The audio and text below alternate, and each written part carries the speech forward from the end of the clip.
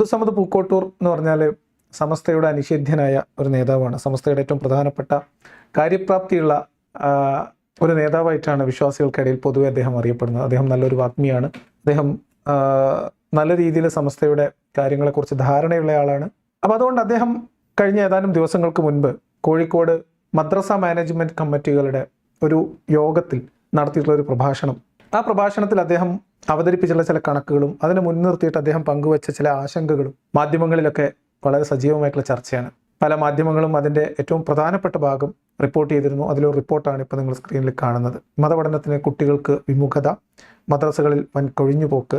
ഇത് കേവലം ആ ഒരു പരിപാടിയിൽ, അത് ഏകദേശം 6 മണിക്കൂർ ദൈർഘ്യമുള്ള ഒരു ലൈവ് വീഡിയോ ആയിട്ട് യൂട്യൂബിൽ അത് കിടപ്പുണ്ട്. നിരവധി ആളുകൾ അതിൽ സംസാരിച്ചിട്ടുണ്ട്. അതിൽ മദ്രസ കമ്മിറ്റികളുടെ പ്രതിനിധികളും ചില ആളുകൾ സംസാരിക്കുന്നുണ്ട്. അപ്പോൾ കേവലമായിട്ട് അബ്ദുസമദ് പൂക്കോട്ടൂർ മുന്നോട്ട് വെക്കുന്ന ഒരു ചെറിയ ഒരു വാദം എന്നതിനപ്പുറത്തേക്ക് ആ പരിപാടിയിൽ പങ്കെടുത്ത മുഴുവൻ ആളുകളും മദ്രസ മാനേജ്മെൻറ്റുമായി ബന്ധപ്പെട്ട മുഴുവൻ ആളുകളും ഒരുപോലെ പങ്കുവച്ച ഒരു ആശങ്ക തന്നെയാണ് അത്. മദ്രസകളിൽ നിന്ന് കുട്ടികൾ കൊഴിഞ്ഞുപോക്ക്, കുട്ടികൾ മദ്രസയിൽ തുടർന്ന് പഠിക്കുന്നില്ല, മദ്രസകളിലേക്ക് കുട്ടികളെ വിടാൻ രക്ഷിതാക്കൾക്ക് വിമുഖത, ഇതൊക്കെയാണ് പ്രധാനമായിട്ടുള്ള അവരുടെ ആശങ്കകൾ. അപ്പോൾ അതുമായി ബന്ധപ്പെട്ട് ചില കാര്യങ്ങൾ, അതിലെ കൗതുകകരമായിട്ടുള്ള അദ്ദേഹത്തിൻ്റെ ചില വാദഗതികൾ, ഇതേ വിഷയം ന്യൂസ് 18 ചാനലിൽ അവരുടെ റിപ്പോർട്ടർ ഇദ്ദേഹത്തോട് സംസാരിക്കുന്ന, അല്ലെങ്കിൽ ന്യൂസ് അവതാരിക ഇദ്ദേഹത്തോട് സംസാരിക്കുന്ന സമയത്ത് അദ്ദേഹം അതിന് കൊടുക്കുന്ന വിശദീകരണം, അദ്ദേഹത്തിൻ്റെ വാദഗതികൾക്ക് അദ്ദേഹം കൊടുക്കുന്ന വിശദീകരണം, പിന്നെ നമ്മളൊക്കെ പറഞ്ഞുകൊണ്ടിരിക്കുന്ന ചില വിഷയങ്ങളുമായിട്ട് ബന്ധപ്പെടുത്തിയിട്ട് ഇതിനെങ്ങനെയാണ് നമ്മൾ മനസ്സിലാക്കേണ്ടത് എന്നതൊക്കെയാണ് നമ്മൾ ഇന്ന് കാണാൻ പോകുന്നത്. അപ്പോൾ എല്ലാവർക്കും ഒരിക്കൽ കൂടി വീഡിയോയിലേക്ക് സ്വാഗതം. എന്ന് പറഞ്ഞാൽ കേരളത്തിന് പുറത്തുമായി മുസ്ലിം കമ്മ്യൂണിറ്റിയിൽ 5ാം തരം പാസ്സായ കുട്ടികളുടെ എണ്ണം കൃത്യമായി കാണിക്കുന്നത് 39,29,199 ഒരു 40 ലക്ഷം കുട്ടികൾക്ക് 5ാം ക്ലാസ് സർട്ടിഫിക്കറ്റ് കൊടുത്തു മനസ്സിലാക്കാം മൊത്തത്തിൽ. അതേ സ്ഥാനത്ത് നമ്മുടെ 7ാം ക്ലാസ്സിൽ എത്ര കുട്ടികളാണ് ഉണ്ടായത്? 20,32,310. 40 20ആയി, നേർപകുതി. 7ാം ക്ലാസ് സർട്ടിഫിക്കറ്റ് വാങ്ങിയ കുട്ടികൾ 20 ലക്ഷത്തിൽ കുറവാണ്, മറ്റേത് 40 ലക്ഷമാണ്. രണ്ടും തമ്മിൽ വ്യത്യാസം മനസ്സിലാക്കൂ. ഇതാണ് ആശങ്കയുടെ ഒരു പ്രധാനപ്പെട്ട ഒരു കണക്ക് അദ്ദേഹം അവതരിപ്പിക്കുന്നത്. മദ്രസകളിൽ 5, 7, 10 ക്ലാസ്സുകളിലാണ് സാധാരണഗതിയിൽ പൊതുപരീക്ഷകളുള്ളത്. പണ്ട് കാലത്തൊക്കെയാണ് നമ്മുടെ നാട്ടിൽ 5ാം ക്ലാസ് മദ്രസ, അത് കഴിഞ്ഞാൽ പിന്നെ ദർസ്, ആവശ്യമുണ്ടെങ്കിൽ ദർസിലേക്ക് പോവുക. ഭൗതിക വിദ്യാഭ്യാസത്തിന് പ്രാധാന്യം കുറവായിരുന്നു. പിന്നീട് അത് 7ാം തരം മദ്രസകൾ ഉണ്ടായി. 7ാം തരത്തിൽ വീണ്ടും ഒരു പൊതുപരീക്ഷ, 5ാം ക്ലാസ്സിലെ പൊതുപരീക്ഷ, 7ാം തരത്തിലെ പൊതുപരീക്ഷ. വിശ്വാസികളായിരുന്ന ആളുകൾക്കൊക്കെ അറിയാം, അല്ലെങ്കിൽ ഇപ്പോൾ ഇത് കണ്ടുകൊണ്ടിരിക്കുന്ന വിശ്വാസികൾക്കൊക്കെ അറിയാം, പണ്ട് കാലത്ത് നമ്മൾ ചെറിയ വീടുകളിലൊക്കെ ചെന്ന് കഴിഞ്ഞാൽ, നമ്മുടെയൊക്കെ വീടുകളിൽ ചെന്ന് കഴിഞ്ഞാൽ മുസ്ലിം വീടുകളിലെ ചുമരുകൾക്ക് അലങ്കാരമായിട്ട് ആ വീട്ടിലെ കുട്ടികൾ 5ാം ക്ലാസ്സിലെ മദ്രസയിൽ പഠിച്ച് പാസ്സായിട്ട് അതിൻ്റെ സർട്ടിഫിക്കറ്റ് കിട്ടിയാൽ അത് ലാമിനേറ്റ് ചെയ്തിട്ടോ ചില്ലിട്ട് വെച്ചൊക്കെ ചുമരുകളിൽ തൂക്കിയിരും. അപ്പോൾ ഒരു 8 10 മക്കളൊക്കെ ഉള്ള വീടാണെങ്കിൽ ചുമര് നിറയെ ഇങ്ങനെ 5ാം ക്ലാസ്സിലെ പൊതുപരീക്ഷയുടെ മാർക്ക് ലിസ്റ്റ് അല്ലെങ്കിൽ സർട്ടിഫിക്കറ്റ് പിന്നെ ഇങ്ങനെ തൂക്കി വെക്കും. ഓക്കെ, അതൊരു അഭിമാന ചിഹ്നമായിരുന്നു, ഒരു അലങ്കാരമായിരുന്നു. 5ാം ക്ലാസ്സിലെ മദ്രസയിലെ പൊതുപരീക്ഷ പാസ്സാവുക എന്ന് പറഞ്ഞാൽ ആളിച്ചിരി കേമനാണ് എന്ന നിലയൊക്കെ ആയിരുന്നു. എന്ന് പറഞ്ഞാൽ പാസ്സാകാൻ വളരെ ബുദ്ധിമുട്ടുള്ള ഒരു പരീക്ഷയായിട്ടൊക്കെയാണ് അന്ന് അത് കണക്കാക്കപ്പെട്ടിരുന്നത്. പിന്നീട് 7ാം ക്ലാസ് ആയി, പിന്നെ മദ്രസകളും സൗകര്യങ്ങളൊക്കെ ആയി, പണമായി, പ്രതാപമായി. അപ്പോൾ മദ്രസകൾ ഇങ്ങനെ 10ാം ക്ലാസ് വരെയായി. അത് കഴിഞ്ഞിട്ട് ഇപ്പോൾ +1 +2 ആയി. അപ്പം അങ്ങനെ എല്ലാവിധ അടിസ്ഥാന സൗകര്യങ്ങളുണ്ട്. ഇപ്പോൾ പണ്ടത്തെ പോലെയല്ല, നല്ല നല്ല ബിൽഡിങ്ങുകളുണ്ട്, എല്ലാ സൗകര്യങ്ങളുണ്ട്. കുട്ടികൾക്ക് വാഹന സൗകര്യങ്ങൾ ഏർപ്പെടുത്തുന്നവരെ മദ്രസകൾ പോലും ഉണ്ട്. മുട്ടിന് മദ്രസകളുണ്ട്, എല്ലാ സംവിധാനമുണ്ട്. പക്ഷെ കുട്ടികളില്ല. 5ാം ക്ലാസ്സിൽ 40 ലക്ഷം കുട്ടികൾ പരീക്ഷ എഴുതിയെടുത്ത് 7ാം ക്ലാസ്സിലെത്തുമ്പോൾ അതിൻ്റെ പകുതിയുള്ളൂ. ഇതാണ് ആശങ്കയുടെ കണക്കിൻ്റെ ഒരു. ഇനി അവിടുന്ന് അങ്ങോട്ട് മുകളിലോട്ട് പോകുന്തോറും 10ാം ക്ലാസ്സിൽ 5,01,298 കുട്ടികളെ ഉള്ളൂ. +2 നേടിയ കുട്ടികൾ 49,901 ഉള്ളൂ. പ്ലസ് വൈകി തുടങ്ങിയതാണ്. ഇരിക്കട്ടെ, ഞാൻ പറഞ്ഞത് 7ാം ക്ലാസ്സും 5ാം ക്ലാസ്സും തമ്മിൽ പോലും ഈ ഒരു പകുതി വ്യത്യാസം ഉണ്ടാകാൻ പാടില്ലല്ലോ. എന്തുകൊണ്ട്? നമ്മൾ കൃത്യമായി കണക്ക് പഠിക്കണം. ഒരു കുട്ടിയെ സംബന്ധിച്ചിടത്തോളം 15 വയസ്സ് 7ാം ക്ലാസ്സിൽ എത്തുമ്പോൾ ഈ കുട്ടി ആകുന്നുള്ളൂ. ഖുർആൻ വരെ ശരിക്കും ഓതി പഠിക്കാൻ ഈ കുട്ടിക്ക് അപ്പോഴേ പറ്റുന്നുള്ളൂ. ഇതിനൊരു തിരുത്തൽ ചർച്ച നമുക്ക് കഴിയില്ലെങ്കിൽ പിന്നെ നമ്മൾ ഈ മദ്രസ നടത്തുന്നതിന്റെ അർത്ഥം എന്താണ്? ഇദ്ദേഹത്തിന്റെ പ്രസംഗം ഏകദേശം പൂർണ്ണമായിട്ട് തന്നെ ഞാൻ കേട്ടു. അതിൽ അദ്ദേഹം വളരെ കൃത്യമായിട്ട് ഈ കണക്കുകൾ മുൻനിർത്തി ആശങ്കകൾ മുന്നോട്ട് വെച്ച് ലോകത്ത് നടക്കുന്ന സകല പ്രശ്നങ്ങളുടെയും കാരണം മദ്രസ പഠനത്തിൻ്റെ അപര്യാപ്തതയാണ്, മദ്രസകളിലൂടെ കുട്ടികൾ ആർജിക്കേണ്ടുന്ന ധാർമ്മിക മൂല്യങ്ങൾ കുട്ടികളിൽ ശരിയാവണ്ണം ആർജിക്കാത്തതാണ് നാട്ടിൽ നടക്കുന്ന സകല കുഴപ്പങ്ങളുടെയും കാരണം എന്ന് സമർത്ഥിക്കുകയും, മുന്നിലിരിക്കുന്ന ഉമറാക്കൾ എന്ന് ഇവരുടെ ഭാഷയിൽ പറയും. ഉമറാക്കൾ എന്ന് പറഞ്ഞാൽ ഉലമാക്കളും ഉമറാക്കളുമാണ് ദീനിനെ ഭരിക്കേണ്ടുന്നവർ. ഉലമാക്കൾ എന്ന് പറഞ്ഞാൽ പണ്ഡിതന്മാരാണ്. അബ്ദുസമദ് പൂക്കോട്ടൂരിനെ പോലെ ദീൻ പഠിച്ച് പ്രസംഗിച്ച് ദർസ് എടുത്ത് കുട്ടികളെ പഠിപ്പിച്ച് കാളിയായി അങ്ങനെ നിൽക്കുന്ന ആൾക്കാർ ഉലമാക്കൾ. ഉമറാക്കൾ എന്ന് പറഞ്ഞാൽ പള്ളി പരിപാലനം, പള്ളി കമ്മിറ്റി, മദ്രസ കമ്മിറ്റി, അവിടുത്തെ സമൂഹത്തിൻ്റെ അല്ലെങ്കിൽ സമുദായത്തിൻ്റെ ഉമ്മത്തിൻ്റെ കാവൽക്കാരായിട്ടുള്ള ആളുകൾ, കൈകാര്യകർത്താക്കളായിട്ടുള്ള ആളുകൾ, അത് ഈ മഹല്ലുകൾ തിരഞ്ഞെടുക്കുന്ന ഒരു കമ്മിറ്റി ആയിരിക്കും, മഹല്ല് കമ്മിറ്റി ആയിരിക്കും. സമസ്തയുടെ മേൽനോട്ടം അത്തരം കാര്യങ്ങളിലുണ്ട്. അപ്പം ആ അർത്ഥത്തിലുള്ള ഉമറാക്കൾ മുന്നിലിരുത്തിക്കൊണ്ട് ഇദ്ദേഹം ഇത് പറയുന്നുണ്ട്. അതിൽ വളരെ രസകരമായ രീതിയിലാണ് നമ്മൾ ഒരു എന്താ പറയുക, ഒരു ദൈവത്തിൻ്റെ മതത്തെക്കുറിച്ചുള്ള ഓർമ്മപ്പെടുത്തലും അതിൻ്റെ പ്രാധാന്യം വിളിച്ചു പറയുന്നതിനൊക്കെ അപ്പുറത്തേക്ക് നമ്മളൊരു ബിസിനസ്സുകാരൻ എന്നുള്ള രീതിയിൽ നമ്മൾ കാണുമ്പോൾ ശരിയായ രീതിയിൽ മാർക്കറ്റിങ്ങിൻ്റെ എല്ലാ എലമെൻസും, ഒരു സെയിൽസ് പിച്ചിൻ്റെ എല്ലാ എലമെൻസും ചേർത്ത് ഒരു സാധനം ആൾ മേടിക്കേണ്ടത് അത്യാവശ്യമാണ് എന്നൊരാളെ ബോധ്യപ്പെടുത്തുന്നത് പോലെയാണ് ഈ ഉമറാക്കളെ ഈ പ്രശ്നത്തിൽ നിന്ന് പരിഹാരം കണ്ടെത്താൻ അവരുടെ ബാധ്യതയാണ് എന്ന് ഓർമ്മപ്പെടുത്തുന്നത്. പിന്നെ ഇസ്ലാം ആയതുകൊണ്ട് കുറച്ച് ഹൊററും കുറച്ച് പിന്നെ എന്താ പറയുക ഐറ്റംസ് ഒക്കെ അതിനകത്ത് ഉണ്ട് എന്ന് മാത്രമേ ഉള്ളൂ. അപ്പോൾ ഉമറാക്കളെ ഈ പ്രശ്നത്തിന് ഗൗരവം പറഞ്ഞ് ബോധ്യപ്പെടുത്തുകയും നാട്ടിൽ മദ്രസയിൽ കുട്ടികൾ കുറയുന്നത് അതിൻ്റെ ഉത്തരവാദിത്തം ഉമറാക്കൾ ഏറ്റെടുക്കണം എന്ന് അവരെ ബോധ്യപ്പെടുത്തുകയും അങ്ങനെ കുട്ടികൾ മദ്രസ പഠനത്തിലേക്ക് തിരിച്ചു വരികയും കുട്ടികൾ പൂർണ്ണമായിട്ട് മദ്രസയിലേക്ക് വരുന്നില്ല, മതപഠനം തുടരുന്നില്ല എങ്കിൽ നാട്ടിൽ വലിയ ധാർമ്മിക പ്രശ്നങ്ങളുണ്ടാവും, വലിയ കോലാഹലങ്ങളും അരാജകത്വം ഉണ്ടാവും എന്ന് പറഞ്ഞ് പേടിപ്പിക്കുകയും അങ്ങനെ ഉണ്ടായിക്കഴിഞ്ഞാൽ അതിൻ്റെ ഉത്തരവാദിത്തം നാളെ നിങ്ങൾ അള്ളാഹിനോട് ഉത്തരം പറയേണ്ടി വരും എന്ന് പേടിപ്പിക്കുകയൊക്കെ ചെയ്യുന്നതാണ് ഇദ്ദേഹത്തിൻ്റെ പ്രസംഗത്തിലെ പ്രധാനപ്പെട്ട ഭാഗങ്ങൾ കേട്ടോ. അതിലെ കണക്കുകൾ മാത്രമാണ് ഇപ്പോൾ നമ്മൾ കേൾക്കുന്നത്. അപ്പോൾ എന്തായാലും ഇതിൻ്റെ ഒരു ഗൗരവം അദ്ദേഹം വളരെ സീരിയസ് ആയിട്ട് തന്നെ അത് ആളുകളെ പറഞ്ഞ് ബോധ്യപ്പെടുത്താൻ ശ്രമിക്കുകയാണ്. ഡ്രോപ്പ് ഔട്ട് നിർത്തണം ആദ്യം, അതാണ് ഏറ്റവും പ്രധാനമായി വേണ്ടത്. നമ്മൾ വിജയത്തിന്റെ മാത്രം കഥ പറഞ്ഞാൽ പോരാ, നമ്മുടെ കുറവുകളുടെ കഥ കൃത്യമായി പരിശോധിക്കണം. അതോടൊപ്പം കുട്ടി മദ്രസയിൽ ജയിച്ചാൽ പോരാ. 5ാം class certificate, 7ാം class certificate, 10ാം class certificate വാങ്ങിയ കുട്ടി മദ്യപാനികളുടെ കൂട്ടത്തിൽ ഉണ്ടാകാൻ പാടില്ലല്ലോ. അവന്റെ ഈ സർട്ടിഫിക്കറ്റ് പരീക്ഷ എഴുതി പാസ്സാകാനുള്ള ഒരു കുതന്ത്രമല്ലല്ലോ. എങ്ങനെയെങ്കിലും കുറെ ക്വസ്റ്റ്യൻ പേപ്പർ വായിച്ച് കുട്ടി പാസ്സായാൽ പോരല്ലോ. ആ കുട്ടിയിൽ ഈ മദ്രസ ക്ലാസ്സിൽ കൊടുത്ത ഉത്ബോധനം ആ കുട്ടിയുടെ കയ്യിൽ നിൽക്കണ്ടേ? അതില്ലെങ്കിൽ പിന്നെ എന്താ അർത്ഥമാണുള്ളത്? ഇവിടെ ഈ ഭാഗം ഒന്ന് ശ്രദ്ധിക്കുക. ഇത് തന്നെയാണ് ഇദ്ദേഹം പറയുന്ന കാര്യത്തിലെ പരസ്പര വിരുദ്ധമായിട്ടുള്ള ഒരു കാര്യം. ഇത് നമ്മൾ സൂചിപ്പിക്കേണ്ടതുണ്ട്. അതൊന്ന് നമ്മൾ മുന്നോട്ട് പോകുമ്പോൾ സംസാരിക്കുകയും ചെയ്യും. ഇദ്ദേഹം പറയുന്നത് കൊഴിഞ്ഞുപോക്ക് നിർത്തണം, അതാണ് പ്രധാനമായിട്ട് വേണ്ടത്. ഇതിൽ പങ്കെടുത്ത് പ്രസംഗിച്ച വേറൊരു കമ്മിറ്റിയുടെ പ്രതിനിധി പറഞ്ഞത് 1ാം ക്ലാസ്സിലേക്ക് പുതിയ കുട്ടികളെ കിട്ടിയില്ലെങ്കിലും കുഴപ്പമില്ല, ഉള്ള കുട്ടികൾ മദ്രസയിൽ നിന്ന് കൊഴിഞ്ഞു പോകാതെ നോക്കൽ വളരെ അത്യാവശ്യമാണ്. കാരണം അത്ര വലിയ പ്രശ്നമാണ്. എല്ലാ മദ്രസയിലും ഈ പ്രശ്നമുണ്ട്. കുട്ടികൾ മദ്രസയ്ക്ക് വരുന്നില്ല. 4ാം ക്ലാസ്സിൽ, 3ാം ക്ലാസ്സിൽ, 5ാം ക്ലാസ്സിൽ, 7ാം ക്ലാസ്സിലൊക്കെ വെച്ച് കുട്ടികൾ പഠനം നിർത്തുന്നു. ചിലർ പാതിക്ക് നിർത്തുന്നു, ചിലർ 5ാം ക്ലാസ്സിലെ സർട്ടിഫിക്കറ്റ് ഒപ്പിച്ചെടുത്ത് ചുമരിൽ ഫ്രെയിം ചെയ്ത് വെച്ചിട്ട് നിർത്തുന്നു, ചിലർ 7ാം ക്ലാസ് തട്ടി മുട്ടിയും പോകുന്നു. 10ാം ക്ലാസ്സിലൊക്കെ എത്തുന്നവർ അപൂർവമാണ്. +2ൻ്റെ കാര്യം പിന്നെ പറയാനുമില്ല. അപ്പോൾ അതുകൊണ്ട് ഇതൊരു വലിയ പ്രശ്നമാണ്. ഇനി എന്താണ് ഇതിൻ്റെ പ്രശ്നം? എന്താണ് ഈ പ്രശ്നത്തിൻ്റെ കാരണം? ഇത് ന്യൂസ് 18ൻ്റെ ഒരു പ്രതിനിധി ഇദ്ദേഹത്തോട് ചോദിക്കുകയാണ്, എന്താണ് നിങ്ങൾ ഈ പറഞ്ഞത്? വലിയ കണക്കുകളൊക്കെയാണല്ലോ നിങ്ങൾ പറയുന്നത്. ഇത്രയും സീരിയസ് ആയിട്ടുള്ള ഒരു പ്രശ്നത്തെ നിങ്ങൾ എങ്ങനെയാണ് അഭിമുഖീകരിക്കാൻ പോകുന്നത്? എന്താണ് നിങ്ങൾ ഇതിന് കാണുന്ന പ്രതിവിധി? ഇതൊക്കെയാണ് അവർ ചോദിക്കുന്നത്. ഒരു ചോദ്യം ഒന്ന് കേൾക്കുക. ഇപ്പോൾ ശ്രീ അബ്ദുൽ സമദ് പൂക്കോട്ടൂർ തന്നെ നമുക്കൊപ്പം ടെലിഫോൺ ലൈനിൽ ചേരുന്നുണ്ട്. ശ്രീ അബ്ദുൽ സമദ് പൂക്കോട്ടൂർ, താങ്കൾ കണക്കുകൾ നിരത്തിയാണ് ഈ കാര്യങ്ങൾ സൂചിപ്പിക്കുന്നത്. എന്തുകൊണ്ട് കുട്ടികൾക്ക് മതപഠനത്തിനുള്ള താല്പര്യം കുറഞ്ഞു വരുന്നു എന്നതാണ് നിങ്ങൾ മനസ്സിലാക്കിയിട്ടുള്ളത്?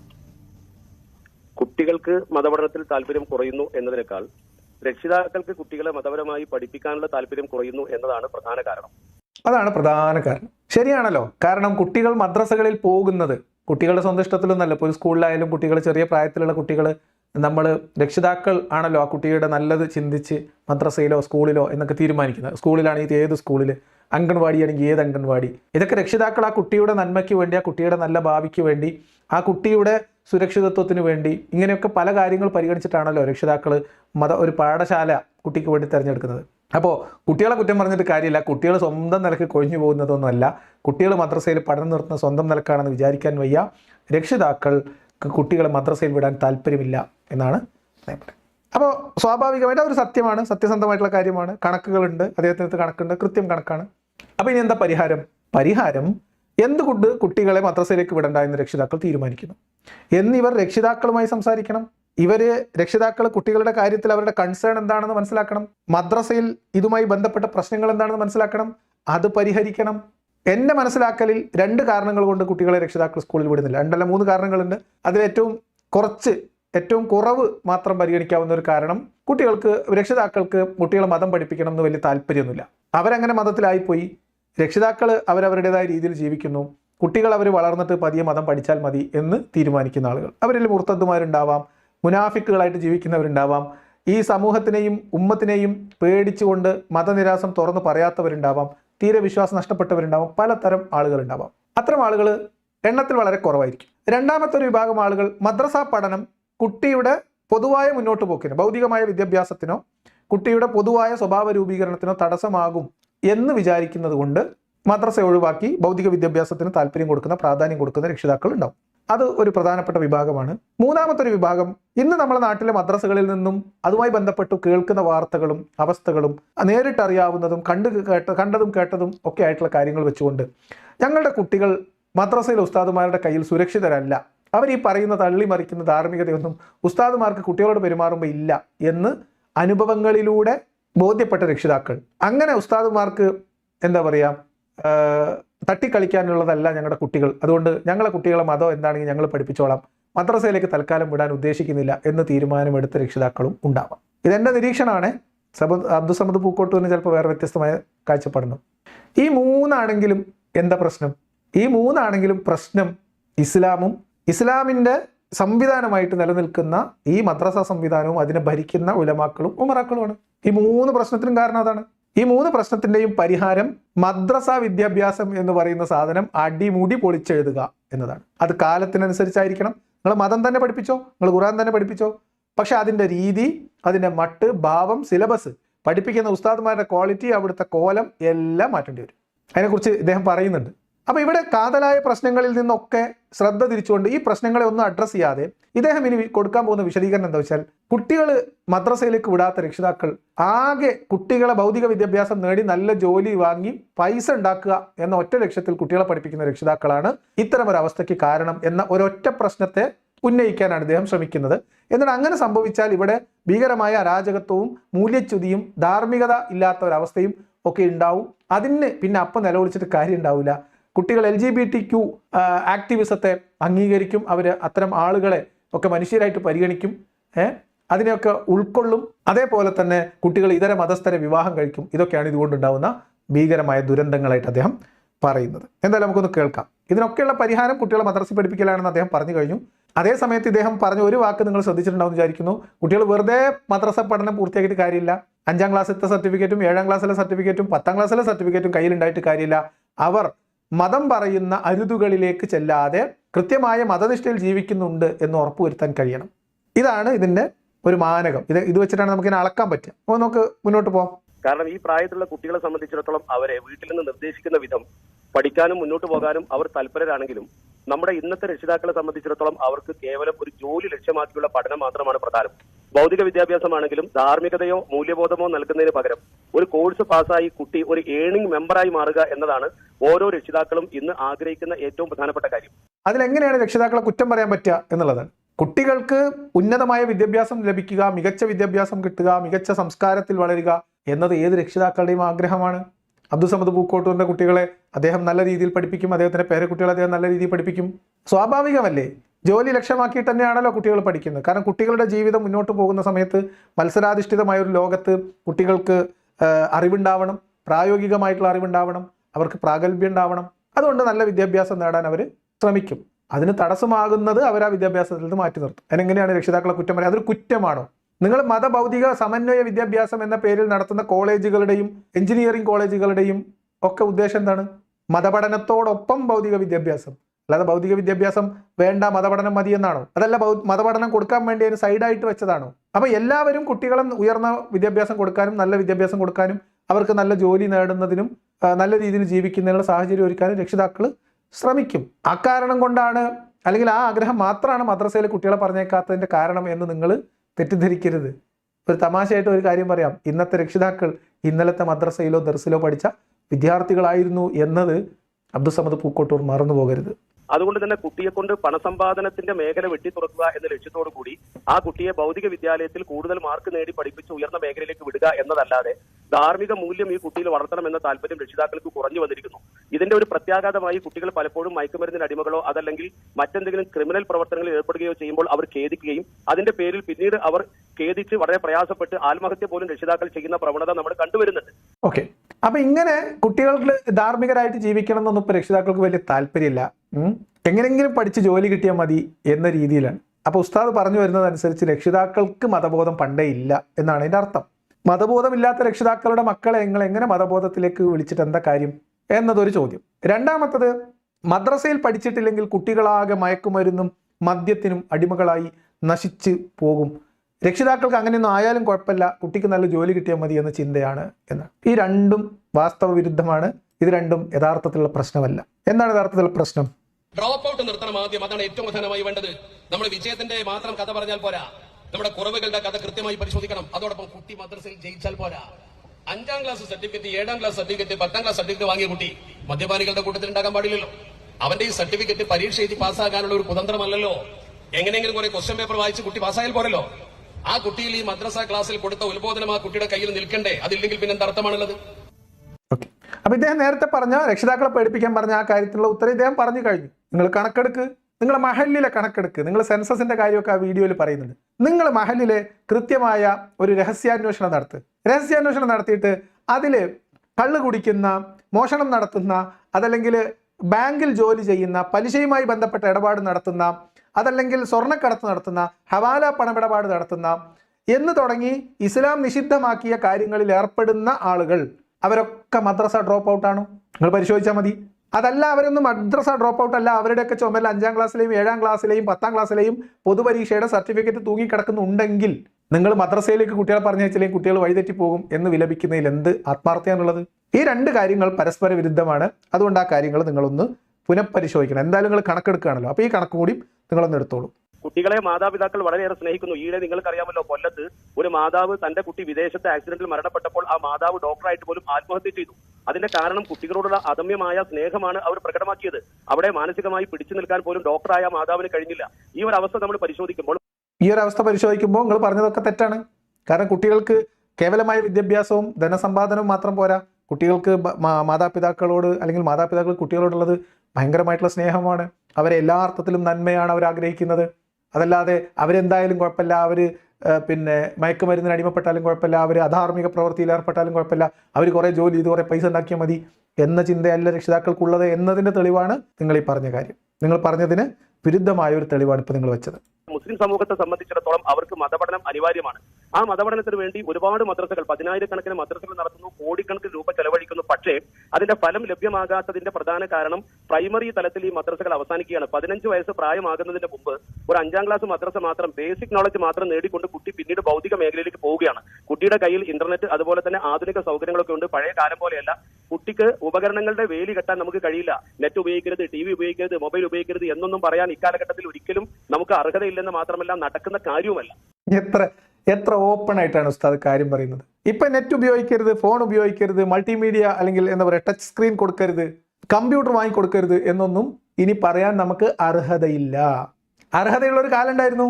TV കാണരുത്, ക്യാരംസ് കളിക്കരുത്, ക്യാമറയിൽ ഫോട്ടോ എടുക്കരുത്, വീഡിയോ ചെയ്യരുത്, എന്തൊക്കെ പറഞ്ഞു നടന്ന കാലം. അന്ന് പറയാൻ മൂല്യന്മാർക്ക് അർഹത ഉണ്ടായിരുന്നു.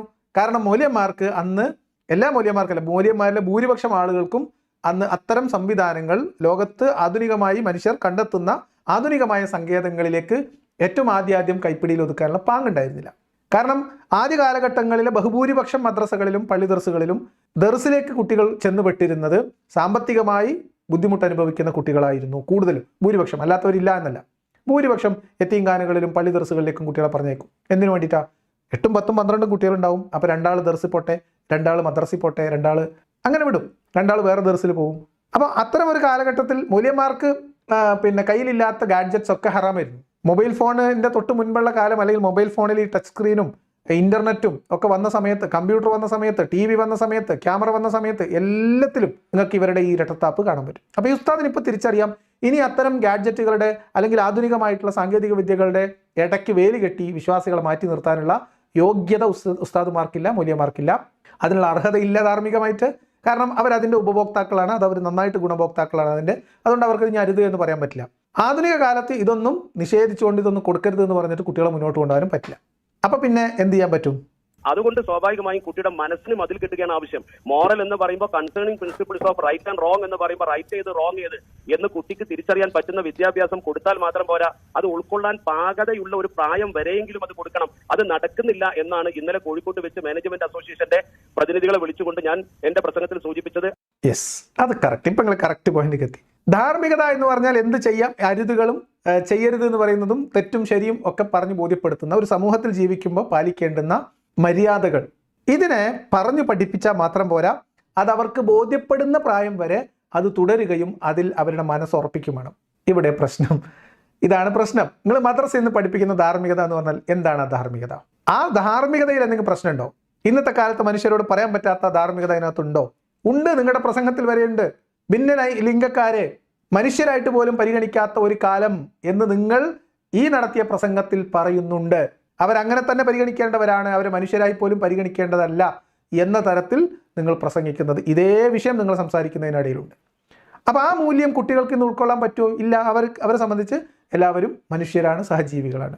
മുസ്ലിങ്ങളല്ലാത്തവർ, അവിശ്വാസികൾ, അവരെക്കുറിച്ച് മോശമായ ചിത്രം, അവരെന്തോ കുറഞ്ഞവരാണ് എന്ന ഒരു ധാർമ്മികത, അവരൊക്കെ വഴിപിഴച്ചവരാണ് എന്നൊരു ചിന്ത, ഇസ്ലാം മാത്രമാണ് സത്യം, അതല്ലാത്തതൊക്കെ സത്യത്തെ നിഷേധിക്കലാണ് എന്നൊരു ചിന്ത, ഇതൊക്കെ കുട്ടികളിൽ ഇന്നത്തെ കാലത്ത് പറഞ്ഞു കൊടുത്താൽ അവർക്ക് ബോധ്യപ്പെടുമോ ഉസ്താദേ? ഇല്ല. ഞാൻ പണ്ട് ABC എന്ന് പറയുന്ന ഒരു യൂട്യൂബ് ചാനലിൽ ഒരു ചർച്ചയിൽ എൻ്റെ ഒരു അനുഭവം പറഞ്ഞ സമയത്ത് എൻ്റെ മോള് മദ്രസയിൽ പോയി വന്നിട്ടുള്ള ഒരു അനുഭവം പറഞ്ഞു. അപ്പം അന്ന് ഞാൻ മദ്രസയിൽ പോണ്ട, ഇനി മുതൽ ഇനി പോണ്ട എന്ന് ഞാൻ പറഞ്ഞിരുന്നു. അപ്പോൾ കുട്ടികളിൽ വിശ്വാസി, ഞാൻ മുസ്ലിം, ഓന് ഹിന്ദു, ഓന് ക്രിസ്ത്യൻ എന്ന ചിന്ത വിത്തുപാകുന്ന ഇടം മദ്രസയാണ്. അതിനു മുമ്പ് വിവരമില്ലാത്ത വല്ല മാതാപിതാക്കളും വീട്ടിൽ നിന്ന് വിവരക്കേട് പറഞ്ഞു കൊടുക്കുന്നുണ്ടാവും എന്നതല്ലാതെ സാധാരണഗതിയിൽ കുട്ടികൾ മനുഷ്യരെ മതത്തിൻ്റെ പേരിൽ വേർതിരിച്ച് കാണാൻ പഠിക്കുന്ന ഇടം മതപാഠശാലകളാണ്. അത് മദ്രസകളായാലും കൊള്ളാം, മറ്റേതെങ്കിലും മതപാഠശാലകളായാലും കൊള്ളാം. അതുകൊണ്ട് എല്ലാ മനുഷ്യരും തുല്യരാണെന്നും എല്ലാ മനുഷ്യരും തുല്യമായ അന്തസ്സുള്ളവരാണെന്നും ഉള്ള ഒരു ധാർമ്മികത പേറുന്ന ഈ കാലഘട്ടത്തിലെ ചെറിയ കുട്ടികളെ മതത്തിൻ്റെ പേരിൽ തരംതിരിച്ച് കാണാൻ പഠിപ്പിക്കുന്ന മതപാഠശാലകളിൽ നിന്ന് കിട്ടുന്ന ധാർമ്മികത അവർക്ക് ഉൾക്കൊള്ളാൻ ബുദ്ധിമുട്ടുണ്ടാവും. അത്തരം ധാർമ്മികത പഠിപ്പിക്കുന്നിടത്ത് കുട്ടികളെ വിടണ്ടെന്ന് രക്ഷിതാക്കൾ തീരുമാനിക്കും. അപ്പോൾ പ്രശ്നം നിങ്ങൾ അവിടെ പഠിപ്പിക്കുന്നു എന്ന് പറയുന്ന ധാർമ്മികതയിൽ എന്തൊക്കെ പ്രശ്നമുണ്ടോ? കാലഘട്ടത്തിന് യോജിക്കാത്തതുണ്ടോ? പരിഷ്കരിക്കേണ്ടതുണ്ടോ? എടുത്തു മാറ്റേണ്ടതുണ്ടോ? അത് നിങ്ങൾ ആലോചിക്കാൻ തയ്യാറുണ്ടോ? ഇല്ല. അത് ആലോചിക്കാൻ പുള്ളി തയ്യാറില്ല. അതിന് സമസ്തയും തയ്യാറില്ല. നിങ്ങൾക്ക് ഓർമ്മയുണ്ട് 5ാം ക്ലാസ്സിലെ മദ്രസ പാഠഭാഗത്തിൽ നിസ്കരിക്കാത്തവർ കൊല്ലപ്പെടേണ്ടവരാണ് എന്ന പാഠഭാഗം പഠിപ്പിച്ച സമസ്തയാണ് ഈ സമസ്ത. 12ാം ക്ലാസ്സിലെ ഫിഖ്ഹിൽ ഇപ്പോഴും മതം ഉപേക്ഷിക്കുന്നവൻ കൊല്ലപ്പെടേണ്ടവനാണ് എന്ന് പഠിപ്പിക്കുന്ന സമസ്തയാണ് ഈ സമസ്ത. ഇതൊന്നും എൻ്റെ കുട്ടികൾ പഠിക്കണ്ട എന്ന് രക്ഷിതാക്കൾ തീരുമാനിച്ചാൽ ആരെ കുറ്റം പറയാൻ പറ്റും? അത് ഒരു അപകടകരമായ പ്രവണതയാണ്. അതിന്റെ ഭാഗമായി നമ്മുടെ കുട്ടികൾ LGBT സംസ്കാരത്തിലേക്കും അതുപോലെ അന്യമതസ്ഥരുടെ കൂടെ ഓടിപ്പോകാനും നാം മക്കളെ ഈ രീതിയിൽ കാണുന്ന സാഹചര്യത്തിൽ ഖേദിച്ചിട്ട് ഫലമില്ല, അതിന് ബഹളം വെച്ചിട്ട് ഫലമില്ല. നമ്മൾ ഈ പ്രക്രിയ അവസാനിക്കണമെങ്കിൽ നമ്മൾ തൂമ്പിൽ വളമിട്ടത് കൊണ്ട് കാര്യമില്ല, മുരട്ട് തന്നെ വളമിടണം എന്ന് പറഞ്ഞാൽ കുട്ടിയെ ശരിക്കും ഒരു പക്വതയും പാകതയും മെച്ചർ ആകുന്നത് വരെ നല്ല മൂല്യബോധം പഠിപ്പിക്കുന്ന ഒരു അവസ്ഥയിലേക്ക് രക്ഷിതാക്കൾ ഉണരണം എന്നാണ് ഞാൻ സൂചിപ്പിച്ചത്. ഇതിന്റെ പ്രശ്നം എന്താണെന്ന് വെച്ചാൽ നിങ്ങൾ മെച്ചർ ആകുന്നത് വരെ ചെറിയ പ്രായത്തിൽ മൂട്ടിൽ വളമിട്ടു എന്ന് വിചാരിക്കുക. ചെറിയ കുട്ടിയിലെ മുരട്ടിൽ വളമിട്ടു. ചെറിയ കുട്ടികൾ 3ാം ക്ലാസ് മുതൽ അൽഫിത്ര തുടങ്ങിയിട്ട് ഇപ്പോൾ 10-20 കൊല്ലാവാനായില്ലേ? ഇല്ലേ? ഇവിടെ നഴ്സറി സ്കൂളുകളും LKG UKG pre-KG തുടങ്ങിയിട്ടുള്ള സംവിധാനങ്ങൾ വന്നപ്പോൾ അതിനെ മതപരമായ ബദൽ കൊണ്ടുവന്നവരാ നിങ്ങൾ തുടങ്ങി വെച്ചു എന്നല്ല. ഇവിടുത്തെ ജമാഅത്തെ ഇസ്ലാമിക്കാർ ഈജിപ്തിൽ നിന്ന് കടമെടുത്ത പരിപാടി, തുർക്കിയിൽ നിന്ന് ഈജിപ്തിൽ നിന്നൊക്കെ കടമെടുത്ത് കൊണ്ടുവന്നു സാധനം. അതായത് പൊതു ഇടങ്ങളിൽ, പൊതു വിദ്യാലയങ്ങളിൽ, പൊതു നഴ്സറികളിൽ, അംഗൻവാടികളിൽ കുട്ടികൾ പോയി എല്ലാ മനുഷ്യരോടും ഇടകലർന്ന് ജീവിച്ച് പഠിക്കേണ്ടതിന് പകരം നിങ്ങൾ മതചിട്ട മാത്രം കുട്ടികളുടെ തലയിലേക്ക് കുത്തി നിറക്കാൻ വേണ്ടി അൽഫിത്ര തുടങ്ങി. അൽഫിത്ര എന്നൊരു പേരാണ്, പല പേരുകൾ അതിനുണ്ട്. 3 വയസ്സുള്ള കുട്ടികളെ കൊണ്ടുപോയിട്ട് നിങ്ങൾ മതധാർമ്മികത പഠിപ്പിച്ചിട്ടില്ലേ? നിങ്ങൾക്ക് ഇപ്പോൾ സ്ഥാപനങ്ങളില്ലേ? ഇനി എങ്ങനെയാണ് നിങ്ങൾ കുട്ടികളെ പഠിപ്പിക്കേണ്ടത്? 4ാം ക്ലാസ്സിലും 5ാം ക്ലാസ്സിലും ചെറിയ ഒന്നും വലിയ ഒന്നും 2ഉം 3ഉം 4ഉം അങ്ങനെ പോയി 5ാം ക്ലാസ് പൊതുപരീക്ഷയിൽ നിന്നുണ്ടായിരുന്ന വിദ്യാഭ്യാസത്തിൽ നിന്ന് മാറി നിങ്ങളിപ്പം 3 വയസ്സുള്ള കുട്ടികളെ അൽഫിത്ര എന്ന് പറഞ്ഞ മതത്തിൻ്റെ ചിന്ത മാത്രമുള്ള തലച്ചോറുകൾ സൃഷ്ടിച്ചിറക്കുന്ന എത്രയോ സ്ഥാപനങ്ങൾ നിങ്ങൾ നടത്തുന്നുണ്ട്. അപ്പം അതൊക്കെ ചെയ്താലും എന്താ പ്രശ്നം എന്നറിയോ പൂക്കോട്ടൂർ സാഹിബേ? കുട്ടികൾ ഇതൊക്കെ കഴിഞ്ഞ് ജീവിച്ചു വരുന്നത് ഈ പൊതുസമൂഹത്തിലേക്കാണ്. അവർ ഈ ആധുനികമായ ലോകത്തേക്കാണ്. അവർക്ക് വിവരങ്ങൾ വിരൽത്തുമ്പിലുണ്ട്. അതുകൊണ്ട് അവർ നിങ്ങൾ എത്ര ചെറിയ പ്രായത്തിൽ നിങ്ങൾ കുത്തി നിറച്ചതായാലും കുട്ടികളുടെ ചിന്ത പ്രവർത്തിക്കും, കുട്ടികൾ ചോദ്യം ചോദിക്കും. കാലഘട്ടം അതാണ്, അതിനുള്ള സംവിധാനമുണ്ട്. അതുകൊണ്ട് നിങ്ങൾ അൽഫിത്രയൊക്കെ എടുത്ത് പൊളിച്ച് കളയും.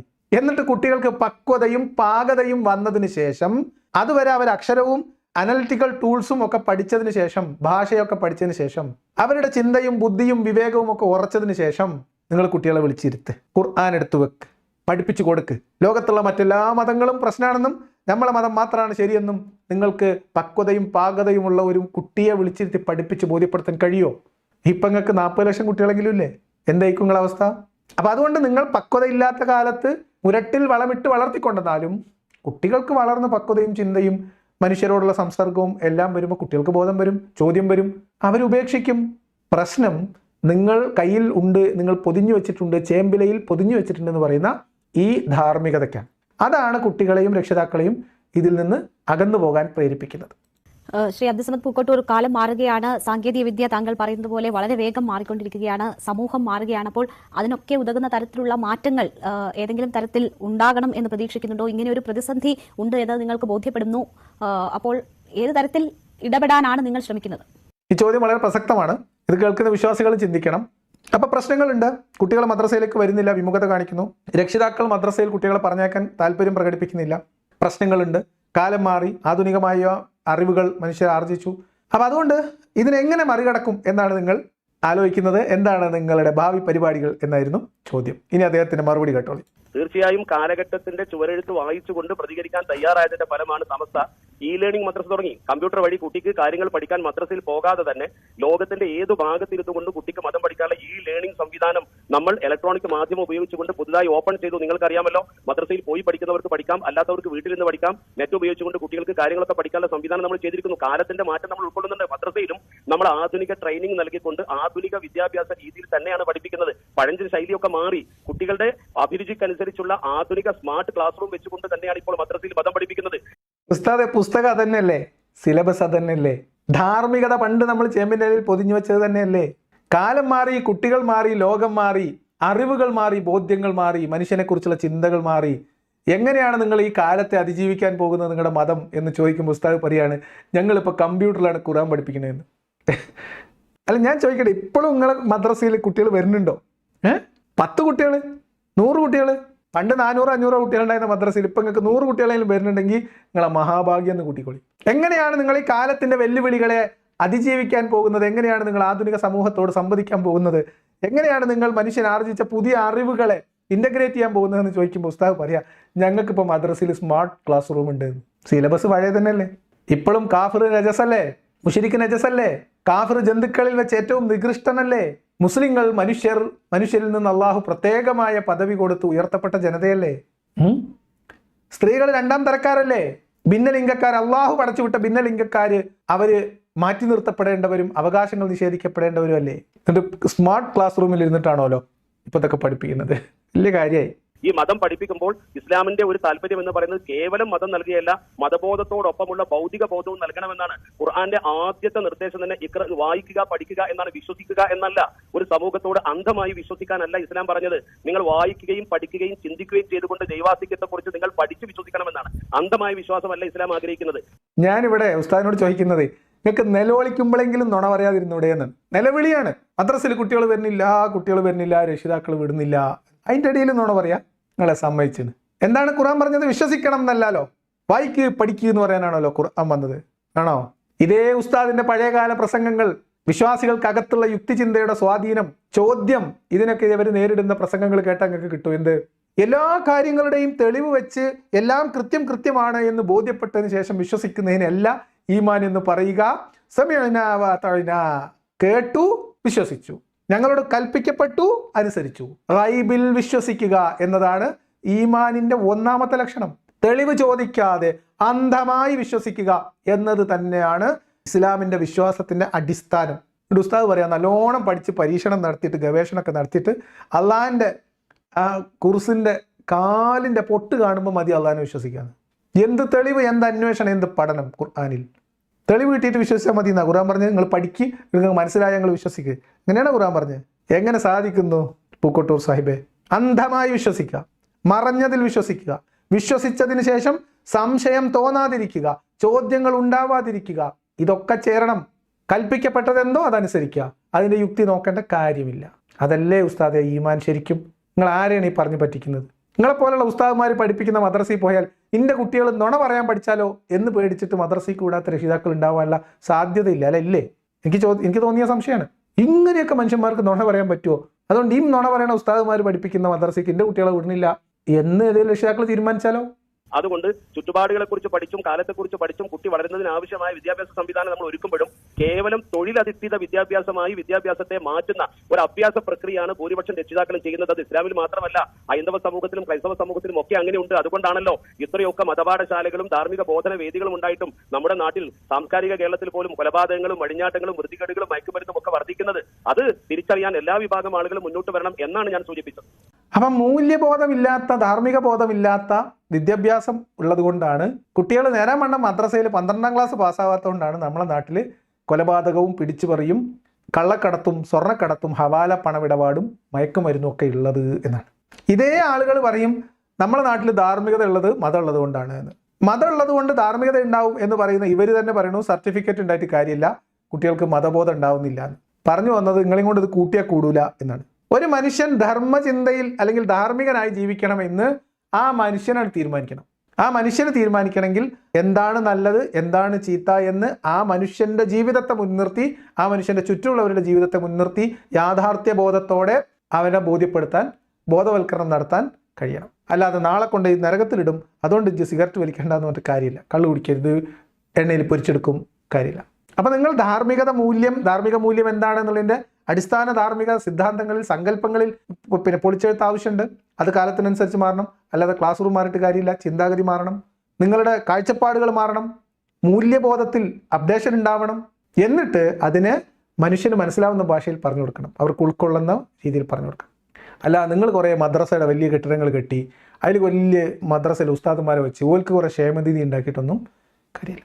ഇനി ഇത്രയൊക്കെ മദ്രസയും ഇത്രയൊക്കെ വിദ്യാഭ്യാസ സ്ഥാപനങ്ങളും ഉണ്ടായിട്ട് ആ മദ്രസയിൽ 5ാം ക്ലാസ്സും 7ാം ക്ലാസ്സും പോട്ടെ, പള്ളി ദർസിൽ ക്ലാസ് എടുത്തു കൊടുക്കുന്ന ഉസ്താദുമാർ വരെ സ്വർണ്ണം കള്ളക്കടത്തിന് അറസ്റ്റ് ചെയ്യപ്പെടുന്ന നാട്ടിലിരുന്നിട്ടാണ് മദ്രസയിൽ പോയാൽ കുട്ടികൾക്ക് ധാർമ്മികത ഉണ്ടാവും എന്ന് പറയുന്നത്. കുട്ടികളെ ധാർമ്മികത പഠിപ്പിക്കാൻ വേണ്ടി കെട്ടിയുണ്ടാക്കിയ മദ്രസയിൽ ഉമ്മത്തിൻ്റെ ശമ്പളം പറ്റി ജീവിക്കുന്ന മനുഷ്യർ അവരുടെ കുട്ടികളെ പീഡിപ്പിക്കുന്ന കഥ എല്ലാ ദിവസവും വാർത്തകൾ ഓരോ ദിവസവും നിറഞ്ഞു നിൽക്കുന്ന, അതിനെതിരെ ചെറുവിരൽ അനക്കാൻ പറ്റാത്ത സമസ്തയും ഉമറാക്കളുടെ സംഘടനയും അതിനെ മറച്ചു പിടിക്കുകയും അതിനെ വെള്ളപൂശുകയും അതിൽ ഉസ്താദുമാരെ രക്ഷിച്ചെടുക്കാൻ ശ്രമിക്കുകയും ചെയ്യുന്ന നിങ്ങളെപ്പോലെയുള്ള ആൾക്കാർ വന്നിട്ടാണ് പറയുന്നത് മദ്രസയിൽ എമ്പാടും ധാർമ്മികത പഠിപ്പിക്കുകയാണല്ലോ.